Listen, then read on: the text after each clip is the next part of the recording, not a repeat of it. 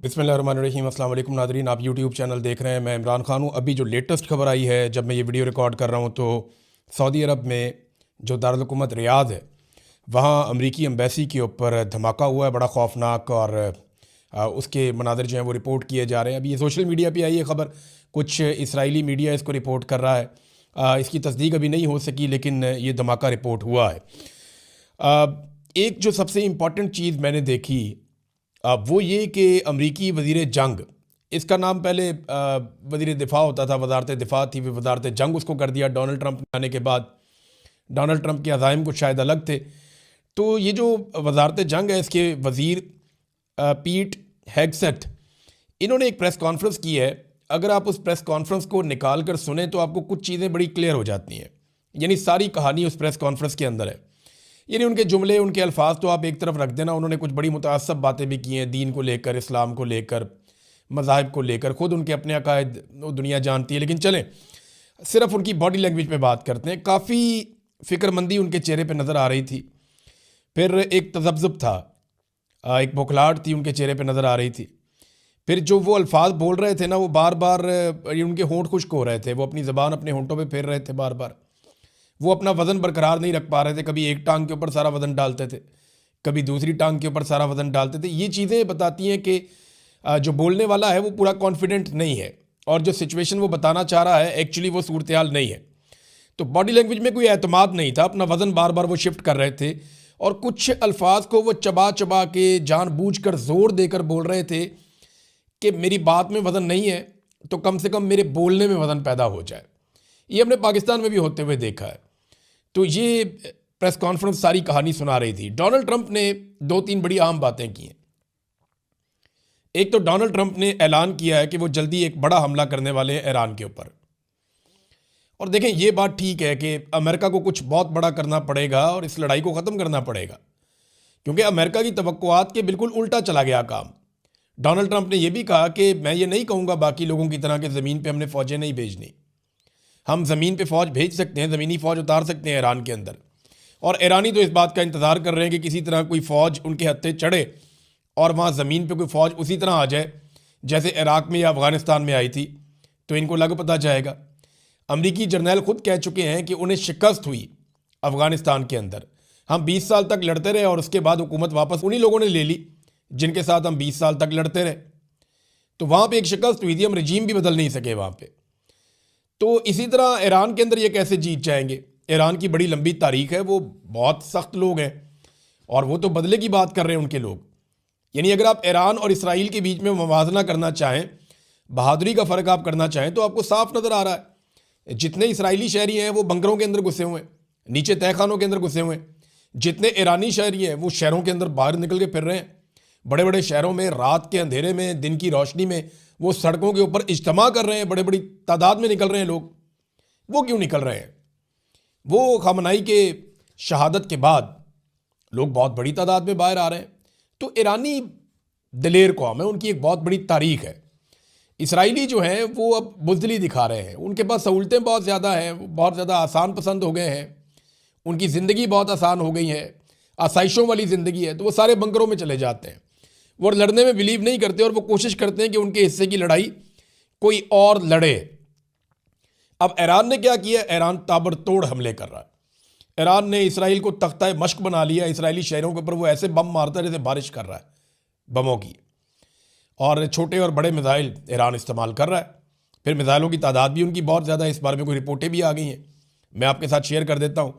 तो ईरान ने एक और दावा किया कि जो अब्राहम लिंकन तैयारा बरदार एक शिप है, बहुत बड़ा बहरी जहाज़ है, बेड़ा है अमेरिका का, वो इस खित्ते से दूर भाग रहा है और वो यहाँ से पीछे हट रहा है।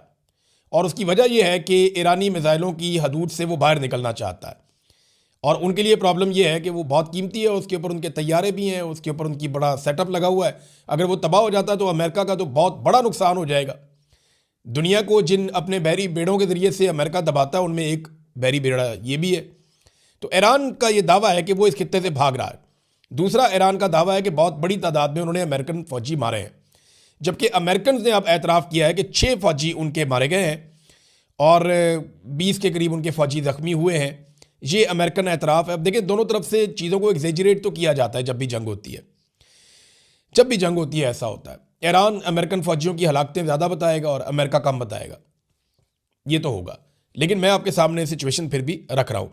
चीन ने और रूस ने ईरान की मुकम्मल सपोर्ट का ऐलान किया है। उन्होंने कहा जी ईरान को पूरा हक है कि वो अपना दिफा करे और अपनी खुद मुख्तारी का दिफा करे, और वो हर लिहाज से साथ हैं ईरान के। उन्होंने कहा जी भरपूर हमायत की हम यकीन दहानी करवाते हैं। ये दोनों मुल्कों के वज़राए खारजा के अंदर राब्ता हुआ है। चीन ने अमेरिका और इसराइल की खुलकर मजम्मत भी कर दी है और लड़ाई फैलने के खदशे का इजहार भी किया, और यही बात रशिया ने भी की है। रशिया ने ना सिर्फ ईरान का साथ दिया बल्कि ये कहा कि वो इस हमले की मजम्मत करते हैं जो अमेरिका ने और इसराइल ने की है, बल्कि ईरान के दिफा का हक तस्लीम करते हैं और ईरान की भरपूर हमायत भी करते हैं। रूस ने भी वही कहा। लेकिन इसमें जो एक और बड़ी इंपॉर्टेंट चीज़ है वो ये है कि रूस के एक अहम ओहदेदार हैं और प्यूटन के बहुत अच्छे साथी हैं, बहुत करीबी साथी हैं, दिमित्री मेदवेदेव, ये उनका नाम है। इनके नाम भी लेना बहुत मुश्किल होता है, ऐसे ही कोई नाम है, लेकिन दिमित्री पहला वर्ड है उनका, और बड़े अहम ओहदेदार हैं रशिया के।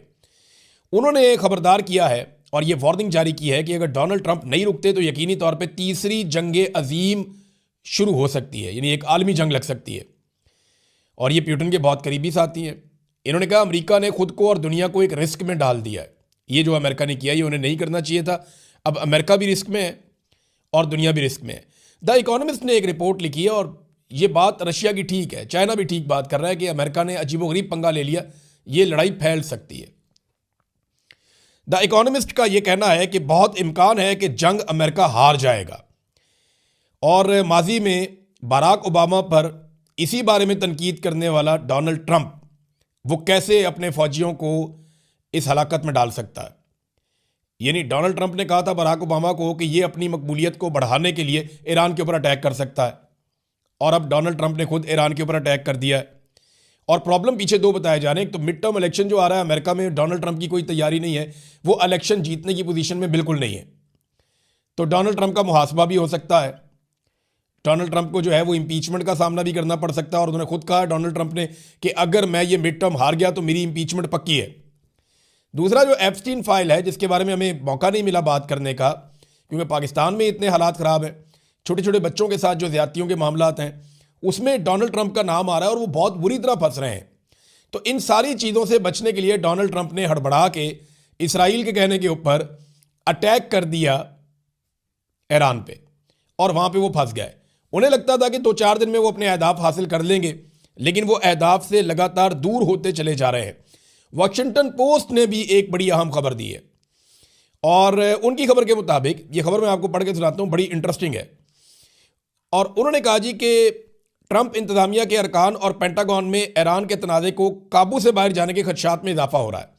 अमेरिका को खदशा है कि ईरान से जंग चंद हफ्तों तक तूल पकड़ सकती है। तवील लड़ाई से अमेरिका के फ़िज़ाई दिफाई ज़खायर ख़त्म हो सकते हैं, क्योंकि एक आने वाले मिसाइल को रोकने के लिए आमतौर पर 2 से 3 इंटरसेप्टर्स दरकार होते हैं। ये इंटरसेप्टर्स वो मिसाइल होते हैं जो आने वाले मिसाइल को या आने वाले ड्रोन अटैक को ये उसको रोकते हैं, और ये एक को रोकने के लिए 2-3 जो है वो हवा में जाते हैं। अब ज़रा आप फ़र्क चेक करें कि फ़र्क कितना ज़्यादा है। जो ईरानी मिसाइल है ना, और ये बरतानवी रिपोर्ट है कि ईरानी मिसाइल जो है या उनका जो ड्रोन है जो आगे अटैक करता है, वो $35,000 का एक पड़ता है ईरान को, मगर उसे रोकने वाला जो इंटरसेप्टर है वो $4 मिलियन का मिसाइल है। एक $4 मिलियन का है, तो 100 गुना से ज़्यादा महंगा है। यानी दुगना हो तो बहुत ज़्यादा होता है, 2 गुना, 3 गुना, 4 गुना, 5 गुना, 100 गुना, ये इतना ज़्यादा महंगा है उसको रोकना। तो उसकी कॉस्ट का बहुत ज़्यादा फ़र्क है, और फिर बाद औक़ात वो एक नहीं 2-2, 3-3 इस्तेमाल करने पड़ते हैं। तो ये बहुत कम खर्च में ईरान इस लड़ाई को बहुत लंबा ले जा सकता है। मार्को रूबियो की भी एक वीडियो इसी बारे में वायरल हुई है। मार्को रूबियो जो वज़ीर ख़ारजा है अमेरिका के, उन्होंने कहा कि ईरान एक अंदाजे के मुताबिक हर महीने 100 से ज़्यादा मिसाइल तैयार करता है, जबकि इतने ही अरसे में 6 से 7 इंटरसेप्टर तैयार हो सकते हैं। तो ये तो मुवाज़ना ही कोई नहीं है। यानी इंटरसेप्टर जो है उसकी टेक्नोलॉजी बड़ी उसकी पेचीदा है। वो 6 से 7 तैयार होते हैं, वो उधर 100 के करीब जो है वो हमला करने वाले